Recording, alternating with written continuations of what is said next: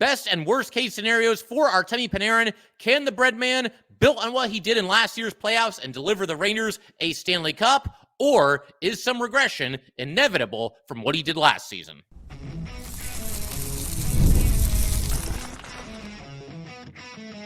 You're Locked on the New York Rangers, your daily podcast on the New York Rangers. Part of the Locked On Podcast Network, your team every day.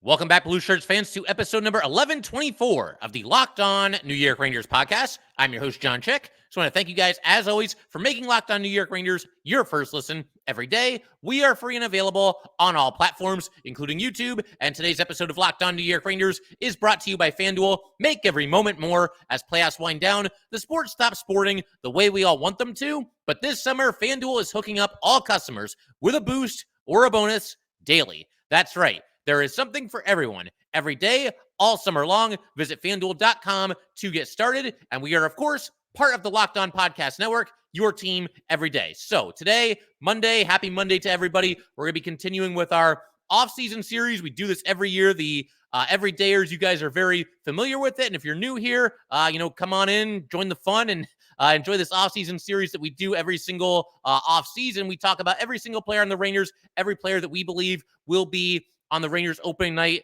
roster for this upcoming season. We go through all the worst case and all the best case scenarios. And more specifically, we do it in that very order. We do the worst case scenarios first, and we end on the good stuff, glass half full, do the positive stuff second. So today, we've already covered the Ranger top line, or what's penciled in as the top line. Chris Kreider, Mika Zibanejad, Riley Smith. If you want to hear my thoughts on any of those three players, check out some recent episodes. The title will make it very, very obvious. And today, like I said, going to shift our attention to the projected Rangers second line, which is going to be Artemi Panarin, Vincent Trocheck, and Alexi Lafreniere. But for today, we're just going to focus in on the Breadman. At the end of today's episode, also going to talk about Igor Shesterkin and him recently being ranked number one by basically a panel on the NHL Network. But as for the Breadman here, we'll start once again with the worst case scenarios. I think in a worst case scenario for Artemi Panarin, maybe the weight of everything just starts to get to him a little bit. You know, he said going into the playoffs last year that we have to win the Stanley Cup. And unfortunately, the Rangers were not able to do that. I do think, nevertheless, this was this was his best showing in the playoffs ever. At least since he's been a Ranger. You know, other seasons with other teams, I mean, I don't know for sure, but I do feel like this is the best that we've ever seen Artemi Panarin play in the postseason. The points were there, 5 goals and 10 assists in the 16 games, so 15 points in 16 games. But just as important, he played playoff hockey. We saw Artemi Panarin, battling for the puck in the corners, just playing a little bit grittier, doing the things that you need to do when it comes to the Stanley Cup playoffs. We even saw him blast TJ Oshie with an open ice hit. That's not something we're used to seeing from Artemi Panarin. I mean, we're used to getting a lot from Artemi Panarin. A bone-jarring open ice hit is usually not one of those things, but he did it in the playoffs.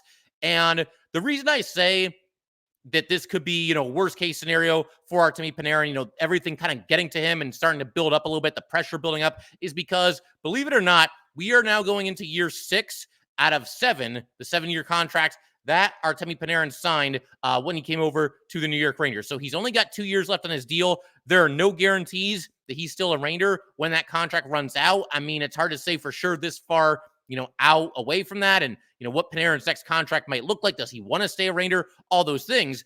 But if the Rangers do make it back to the playoffs this upcoming season, which certainly seems likely, obviously you have to go out and earn it every season. But if they make it back, does he start to feel the pressure, feel the heat a little bit, knowing that he doesn't really have a whole lot of time left on the Rangers, or he might not have a whole lot of time left on the Rangers? I think everybody mostly likes Artemi Panarin, and people can certainly appreciate all the skill and all the talent that he has. But I think that, just about every player's resume, there's always going to be a little bit of a hole if you do not win a Stanley Cup. And if the Rangers win a Stanley Cup in one of these next 2 seasons and Artemi Panarin is on the roster, then his place is secure forever. He will go down as one of the most beloved Rangers of all time. And that might sound like hyperbole a little bit. It's not. When you consider how infrequently the Rangers win the Stanley Cup, any member of any team of the Rangers that wins the Stanley Cup, you will be revered for basically from now until the end of time. Generations of Ranger fans, will talk about you and care about you and obviously hold you in high regard. But we all know, Panarin, when it comes to playoff hockey, he does at times put some pressure on himself. We've seen him turn the puck over. We've seen him kind of overthinking things, maybe gripping his stick a little bit too tight. He was better about that this past season. It seemed like he was just ready to cut it loose and play the kind of hockey that you need to play to succeed in the playoffs. But I think in a worst case scenario, we do see Artemi Panarin maybe just press a little bit, specifically come playoff time. I think also in a worst case scenario, we see Artemi Panarin go back to deferring again and stop shooting quite as much as he did this past season. We've seen him do this in the past as well.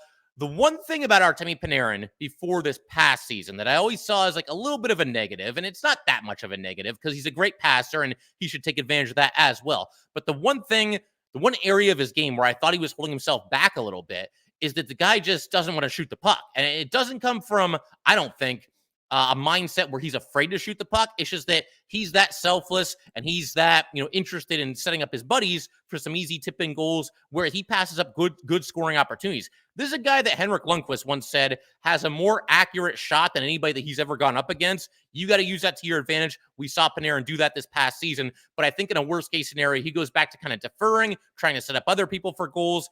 I'm not too worried about this because even if that does happen, I get the feeling that Laviolette and the coaching staff will step in there and encourage him to shoot the puck a little bit more often. Maybe even some of his teammates would do that as well. But, for the most part, he's been a facilitator, a playmaker for most of his career. And I think in a worst-case scenario, again, Panarin passing is a good thing. He's an excellent passer. He can thread the needle and squeeze pucks through some tight windows. But in a worst-case scenario, a little too much of that and not enough shooting for Artemi Panarin. I think also in a worst-case scenario for the Breadman, and this wouldn't really be his fault most likely, but a worst-case scenario for Bread is that his line ends up being split up either at the beginning of next season or sometime in the middle of next season. It's at least possible that it could eventually happen out of necessity because that was far and away the Rangers' best line last season, Panarin, Trocheck, and Lafreniere. And I think in a worst-case scenario, you'll see a situation where maybe the other lines aren't giving you enough offensively and they just need a little bit of a spark. And then we might see Panarin get broken up from the two guys that he was with basically all of last season. You could go with, Panarin, Mika, and Kreider. You could try Panarin, Mika, and Lafreniere. You could try Kreider, Mika, and Lafreniere. You could break up Kreider and Mika, and maybe Panarin moves around in one way or another there as well. But the bottom line, worst case scenario, is his line gets split up. Now, of course, this would not kill Artemi Panarin. He's still going to be a tremendously productive player. We've seen him make it work with anybody they've ever put on a same line as Artemi Panarin. And we're actually going to talk about that a little bit later in today's episode when we turn our attention to the best case scenarios. And we're actually going to be doing that right now. Going to be talking about the best case scenarios for Artemi Panarin going into this upcoming season. We will do that in just a second. All right, we just want to take a minute to let everybody know that today's episode of Locked On New York Rangers is brought to you by FanDuel. I love sports. I love them so much that I never want them to stop. But as the playoffs wind down, we get fewer games, and the sports aren't sportsing the way we all want them to. But FanDuel lets us keep the sports going whenever we want. All we have to do is open the app and dream up bets anytime that we're in the mood. And this summer, FanDuel is hooking up all customers with a boost or a bonus daily. That's right. There is something for everyone, every day, all summer long. So head over to FanDuel.com and start making the most out of your summer. FanDuel, official sports betting partner of Major League Baseball. All right, we just want to take a minute. Big shout out to the everydayers. Thank you guys, as always, for supporting the show and sticking with this team throughout the entire 365-day NHL calendar. There we go. And, huge thanks, especially this far in the offseason, that you guys continue to spend some time with me. I think in our next episode, we'll be doing something a little bit different. We're going to take a look at 3 Ranger prospects who I think have the best chance of not only spending time with the Rangers this upcoming season, but potentially making an impact with the New York Rangers this upcoming season. We'll do that in our next episode. We'll also continue our best and worst case scenarios throughout the rest of the offseason here, all the way leading up to opening night for the New York Rangers. But for right now, let's keep our attention on Artemi Panarin. Best case scenarios for Artemi Panarin. I think in a best case, this one stands out to me more than anything else. It's honestly what I think of more than anything whenever I think of Artemi Panarin, and that is that he'll just continue to do what he does best and continue to elevate the play of everybody around him. I touched on this just a second ago in our last section, just for a quick minute there, but you look at ever since Artemi Panarin got to the Rangers, and by the way, 5 years now, half decade that Artemi Panarin has spent in New York, but you look at his line mates last season, Vincent Trocheck, 25 goals, second most in his career, 52 assists, most in his career, 77 points, also a career high for Vincent Trocheck, and a plus 16, second best in Vincent Trocheck's career. Also, you got Alexis Lafreniere there. Career high 28 goals, career high 29 assists, career high 57 points. And of course, look, it's give and take. I have no doubt that Trocheck and Lafreniere both helped Artemi Panarin do what he did last season, namely getting to 120 points. But this is a pattern with Artemi Panarin, and it's one that's been very clearly and very firmly established over the half decade that he's spent as a member of the New York Rangers, whether he's out there with Strome or Fast or Blackwell or like Di Giuseppe or Andrew Kopp or even this is before the Rangers, but when he was with Patrick Kane back in Chicago, Patrick Kane had one of his best seasons ever with Artemi Panarin as a line mate. He actually set his personal best for points in a season, did Patrick Kane. So Artemi Panarin, yeah, clearly established pattern here. Everybody that plays with him gets a little bit of a bump in their offensive production. And that to me, I mean, it's fun just watching Panarin. You could put him out there with, two AHLers, and I'm sure he'd find a way to still be productive. But seeing him elevate other players, that's maybe the best thing he's done ever since he's been a member of this New York Ranger team. And seeing him help Alexis Lafreniere last season get to the next level, that was absolutely huge for this team as well. So that's a best case scenario. He continues to elevate everybody. Hopefully Trocheck and Lafreniere, but if he's on a different line with different line mates, I have no doubt that he'll do the same thing for whomever he might be playing alongside. Okay, so here's something else I want to mention. Kind of a little caveat to what I just said here. Again, I do not want to see Artemi Panarin broken away from Vincent Trocheck and or Alexis Lafreniere. Love that line. They were phenomenal last year. Let's not fix something that doesn't need to be fixed, something that's not broke. But a little bit of a wild card. As we know, there's no guarantees that those three players are going to be playing together through the entirety of the entire season, all 82 games. So a little bit of a wild card here. And like I said, a little bit of a caveat to what I just said. What about Artemi Panarin elevating Brennan Othmann? Yeah, that one's a little bit out there. I admit that. First of all, Brennan Othmann has to make the team, and we'll see. Obviously, he was up with the Rangers for 3 games this past season. Will he make them at a training camp? We'll see what happens there. If not, does he end up getting called up at some point during the regular season? It's entirely possible. But if there's a situation where Othmann is on the team and another situation where the Rangers kind of readjust the lines, and I know Brennan Othmann's a left winger, but he's played some right wing as well. If he ends up on Panarin's line, can Artemi Panarin immediately make Brennan Othmann into a big-time, highly productive player in this league? That's at least possible that it unfolds that way. Not saying that it's necessarily likely, but it's certainly a possibility that's out there. And we've seen Panarin work his magic with, again, literally every player that's ever played on his line. He's found a way to elevate that player and help that player along, at least offensively. I think also in a best-case scenario, Artemi Panarin continues to shoot the puck and continues to shoot the puck in big spots.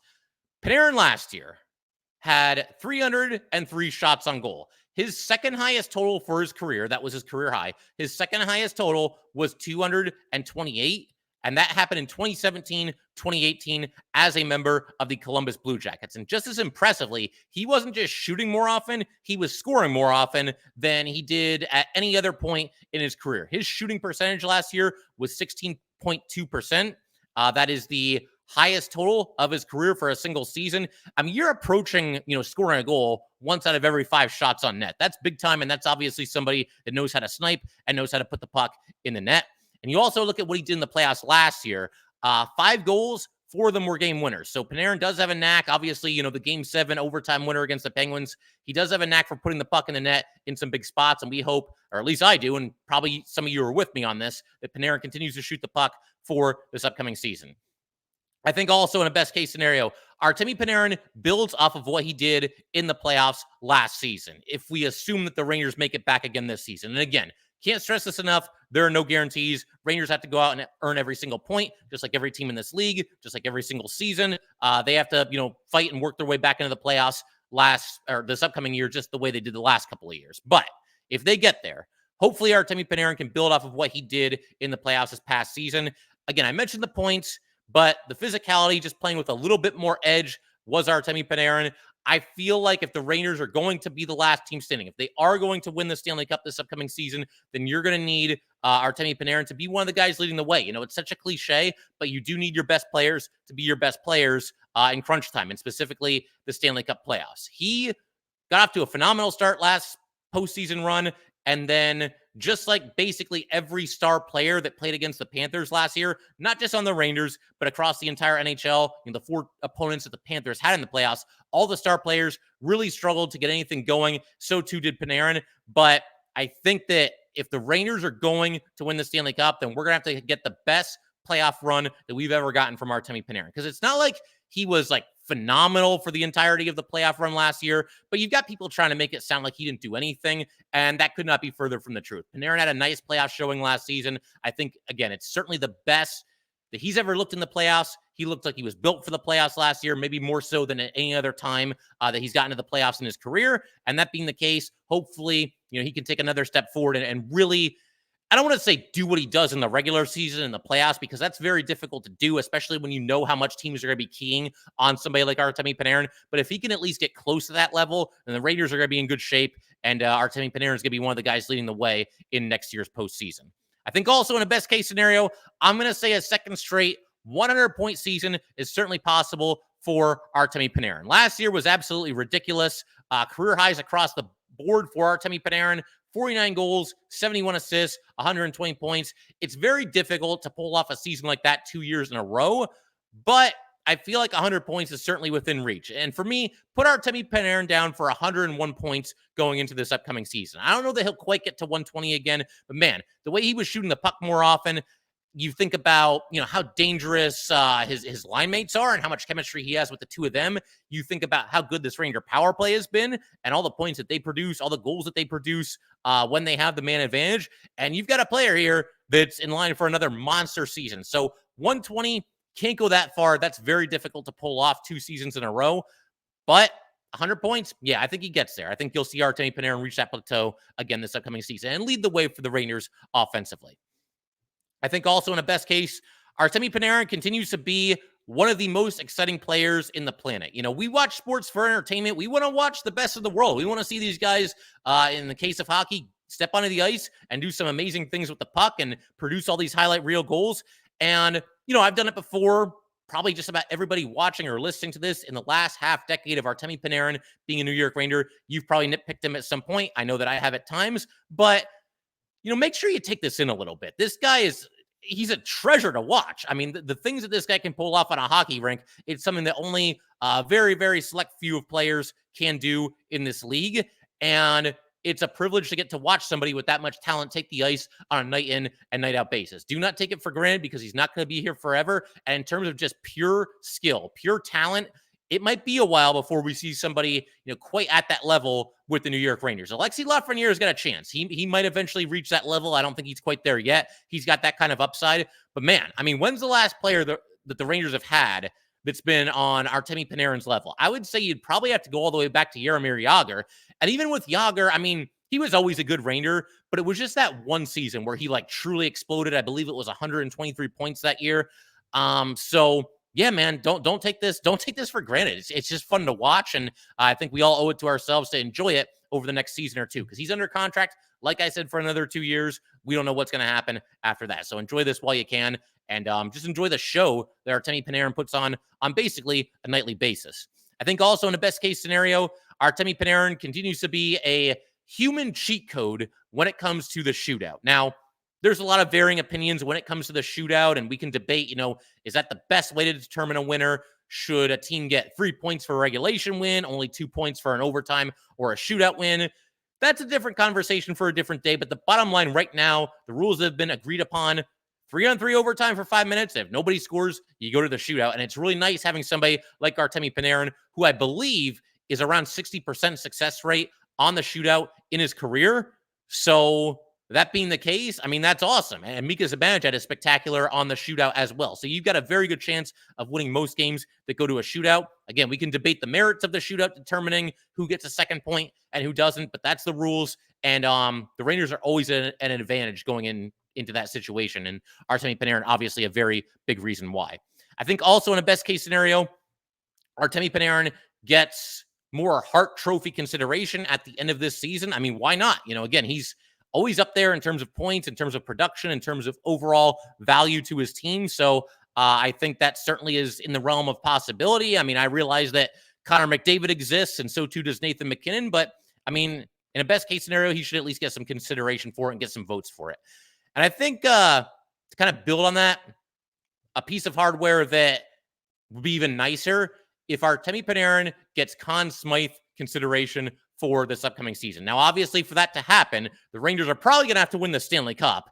And if not, they got to at least make it to the finals. I know, we saw Connor McDavid win the Conn Smythe this past Stanley Cup final. Before that, it had been like 20 years. J.S. Jaguar was the last player to win it from a non-Stanley Cup champion team. So, hey, I mean, look, if the Rangers do win the Stanley Cup next season, I got to believe, like, if I'm going to predict a Conn Smythe winner, I got to think it'll probably be Igor Shesterkin. I mean, the goalie position in and of itself kind of lends itself to that. Any team that makes it through 4 rounds of the Stanley Cup playoffs to emerge as the final team standing, your goalie's going to have a big say in that. But if it's not Igor, I think Artemi Panarin will probably be right there, because I don't know that it happens, the Rangers winning a Stanley Cup, without all the star players playing like absolute star players. And you got to figure if they are able to do that, if they're able to finally climb the mountain, that Artemi Panarin is going to be one of the biggest reasons why. And certainly he'll be in the conversation for the Conn Smythe. If he wins the Conn Smythe, you got to figure the Rangers won the Stanley Cup. So that's a best case scenario for sure. So we're going to keep everything rolling in just a second. I want to switch our attention to Igor Shesterkin, and more specifically an NHL Network top 10 list that ranked Igor as the best goalie in the NHL. Going to have some thoughts on that, as well as his ongoing non-contract situation. He is under contract just for one more season as of right now. So we will get to all that in just a second. All right, let's go ahead and keep everything rolling here. So Igor Shesterkin, yeah, I happened to chance upon this going on NHL.com. You've got, it's kind of barren there right now. There's just not a whole lot going on right now in the NHL in terms of, trades, signings, whatever it might be. And so displayed pretty prominently on the homepage there, you had NHL Network's list of the current top 10 goalies in the NHL. And they had Igor Shesterkin ranked at the top of the list, number 1 goalie in the league. I'm biased, obviously, but you're not going to get any arguments from me. They said that the list was put together per the research department at the NHL Network, so sounds like a handful of people. And they do have the entire list, and I've got that in my phone. I figure, to give you guys some context here, it's probably best for me to read the entire top 10. So you've got Igor at number 1, Connor Hellebuyck number 2, Andrei Vasilevsky number 3, Jeremy Swayman is number 4, Ilya Sorokin number 5, Thatcher Demko number 6, Sergei Bobrovsky number 7, Jake Ottinger number 8, UC Saros number 9, and Linus Ullmark is number 10. I don't have any real issues here. I mean, Sorokin seems a little bit high to me, but he is coming off of a bad season. And for the most part, he is off to a good start to his NHL career. So probably a little difficult to rank him right now. I'd probably also move Bobrovsky up the list a little bit higher than number 7, put him closer to the top of the list. I mean, he did just win the Stanley Cup, had an outstanding run in the playoffs there, and has had an up and down career at times, but for the most part, an outstanding goalie. So those are probably my only nitpicks.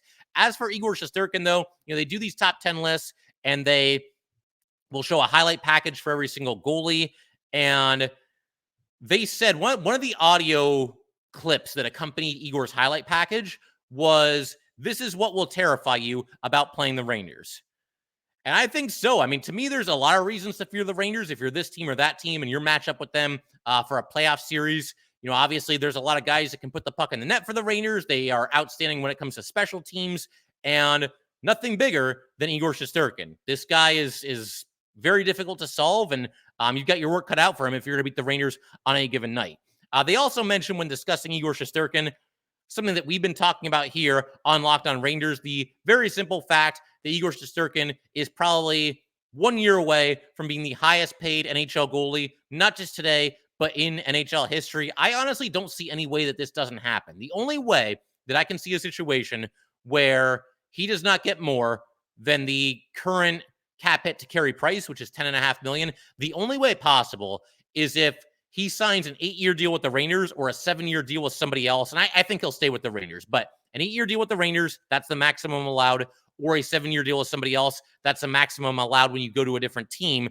If that happens, maybe there's an outside chance that he wouldn't quite get $10.5 million, but I don't even think it would happen in that case, to be completely honest. I think Igor, one way or another, is certainly going to be the highest paid goalie in NHL history. Something else they mentioned in this video package here is that, he's obviously following in some pretty big footsteps, that, of course, being Henrik Lundqvist.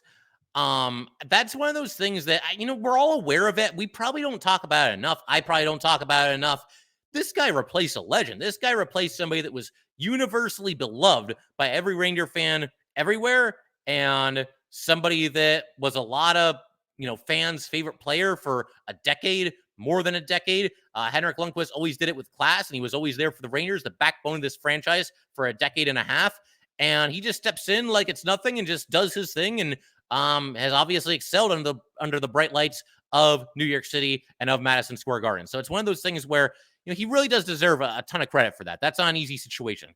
Honestly, maybe it's a situation where Henrik Lundqvist was so good that in a weird way, like, it's almost replacing like Derek Jeter as the shortstop of the Yankees. Like, is there really pressure? Because who expects you to be that good? You know what I mean? Like, you're talking about all-time legends, all-time greats. And so maybe that is part of the reason why Igor was able to succeed. But more than anything else, he succeeded because he's very talented, has a good head on his shoulders. There's times where he's tough on himself, but clearly he embraces the spotlight and he thrives in the big market, playing in New York City as a member of the New York Rangers. But you look at the stats over the years, 135 wins, 59 losses, 17 overtime losses, a 243 goals against average, a 921 save percentage, 15 shutouts. We know about the Vezina back in 2021, 2022. He was fourth in Vezina voting this past season. Probably would have had a good crack at it if not for that really rough stretch that he had toward the end of December and then basically all of January, which, I mean, hey, that's all it takes to not win the Vezina, basically. But if that didn't happen, he would have been right in the mix. And then for his career in the playoffs, even better, 23-20, a 241 goals against average, a 928 save percentage. And while we're talking about Igor Shesterkin, something that's kind of an ongoing storyline for this offseason here, and will continue to be, is that as of right now, all seems to be quiet on the Igor Shesterkin new contract front. It doesn't necessarily mean that things aren't happening behind the scenes. Maybe Igor Shesterkin and his team are talking with the Rangers. Hey, maybe they'll announce an extension a little bit later today, probably right after I get done recording this episode, because that's how it usually goes whenever there's breaking news with the Rangers. But, I see different opinions from Ranger fans on this entire situation, and I've heard from a couple of people. Special shout out to Rich specifically, because Rich and I, he's an old school fan. When it comes to this podcast, he's been watching for years, and Rich, can't thank you enough.